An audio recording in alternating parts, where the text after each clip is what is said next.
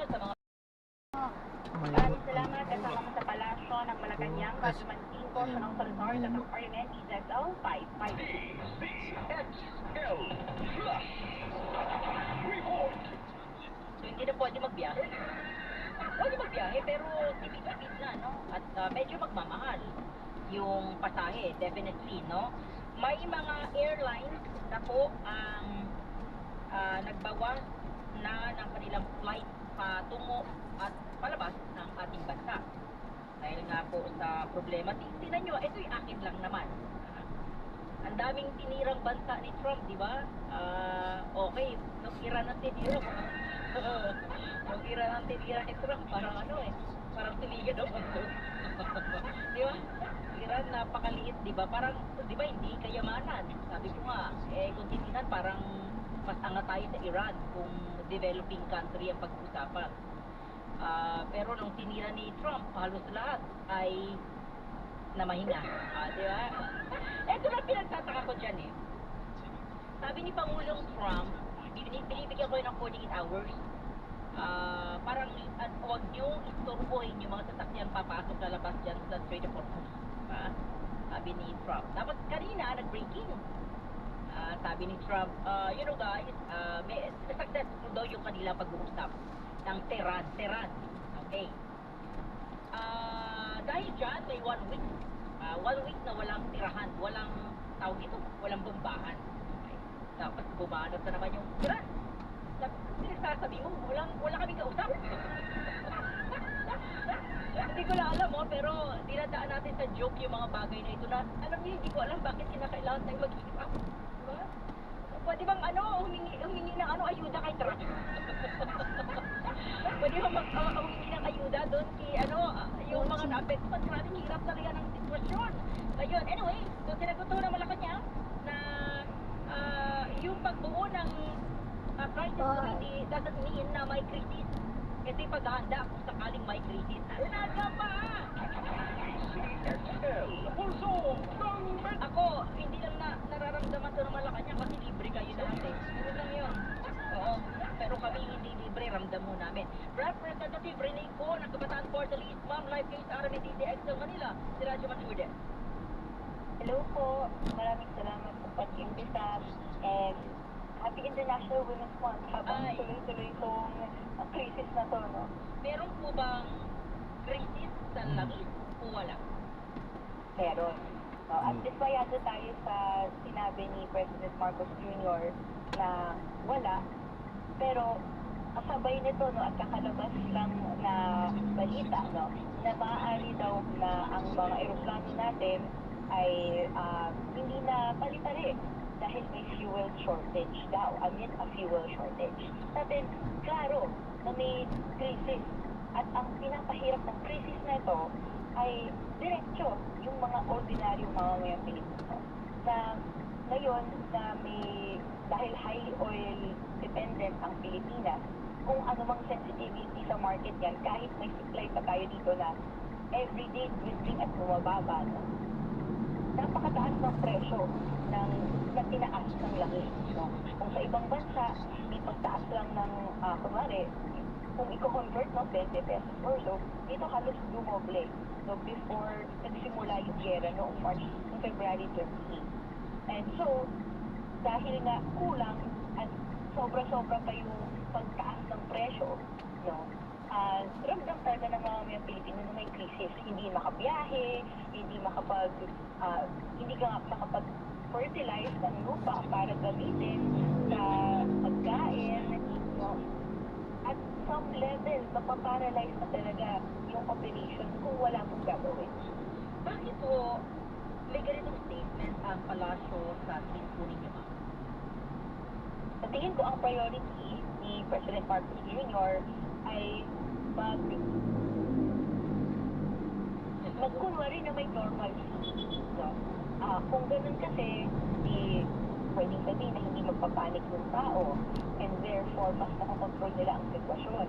No? Pero sa atin, counterproductive ito na magkunwari na walang nangyayaring masama. Dahil tutuloy-tuloy lang yung normal na operasyon ng mga tao pa nga ang hindi mas makakatulong na kung hindi tayo magbabawas ng paggasta ng langis, no? And at the end of the day ay bigla na lang babagsak kung sobrang daming kulang na or kulang na yung langis. Ang kailangan na ngayon, no, measures that would curtail yung hirap ng buhay dahil sa krisis ng langis. Whether that be yung pagpasa ng oil deregulation, yung pagtanggal ng oil deregulation law, ng pag-regulate sa presyo ng langis, sa industriya ng langis, and even yung pagtataas ng sahod, pamasahe sa ating mga naghihirap ng mga tsuper. And yung pag-asikaso din ng fuel subsidy. And even, ang pinakahuli, yung pag-ambag ng presidente at ng mga boses ng mga Pilipino ng pagpapanawagan na itigil na ang pera. Sa tingin nyo ay may pagkakas, okay, kaya ba ng gobyerno yung pag-handle ng ganito? Lalo na ito, may crisis. Ano pong yung masasabi sa pag-handle na ito ng gobyerno? Well, una, ang truth dito, wala. Mahirap masabing oo. Kumpara sa ibang bansa na may alternative energy sources, dahil dinevelop yan. Na-develop yung solar, yung windmill, hydro, ganyan. Tayo, kahit may ganyan tayo kahit paano. Nakalusot na nga siya, hindi ko So kung i-cut off or i-choke mo yung oil supply sa atin, mahihirapan natin.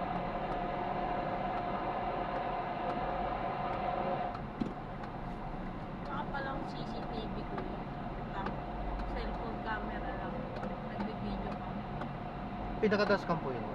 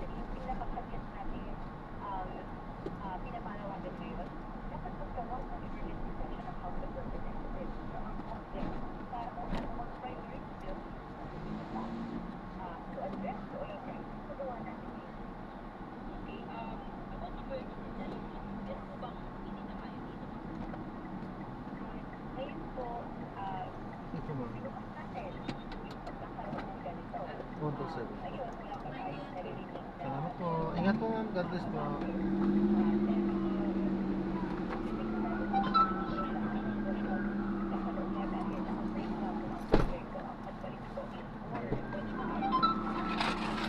Kuya, pwede siya dyan? Pwede po. Kuya, pwede siya dyan sa harap? Pwede po. Okay. I-arrange ko dito. Diyan ka na sa harap. O, dito tayo. Iyak. Kapitibay.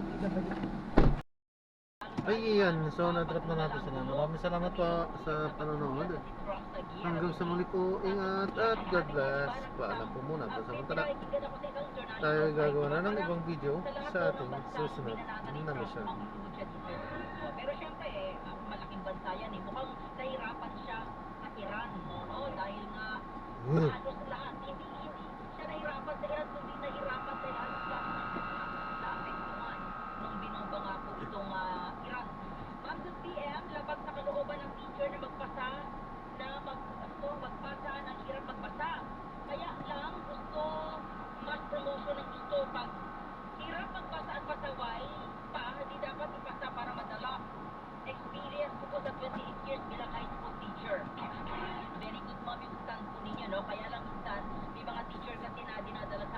Huh. naman dinadala sa ibang gulang, no? Kaya para hindi na kita makita ngayon, iangat na kita, diba? Pero tama si Ma'am Otto kung magpasa, huwag ipasa. Ha? Huh. At kaya ng pagkasinan, huwag na tayo makialam sa diskarte ng ating mahal na Pangulo tungkol sa langis kasi di naman kasalanan ng gobyerno dahil nationwide ang problema na yan. Kaya dahil alam nila ang gagawin, pati mga drivers sa lahat ng klase ng sasakyang reklamo ng reklamo, meron nila silang tinatanggap na ayuda. Mabuti meron kung ala, lalong reklamo. Well ka ng well ka, dapat ala na yung ayuda para parehas tayo. Good PM, Ma'am Jermaine D. Bulaga, basta magawain hanggang ngayon, wala pa rin Thank you kay 9218. Ibang issue naman to. Ito ay kaugnay sa BIPAR at PCC. Diyan po sa Tulos ng Zamboanga Ay, City. ayan, sunod drop na natin sila. Ito mga nagrarally. So maraming salamat po sa panonood. Hanggang sa muna, ingat. God bless po. Paalam. Ayan, dinugtong-dugtong lang natin yan. Magmula SM, tapos dinrap natin yan dito sa... basta dito lang din yan. Malapit lang. Yan, paalam po.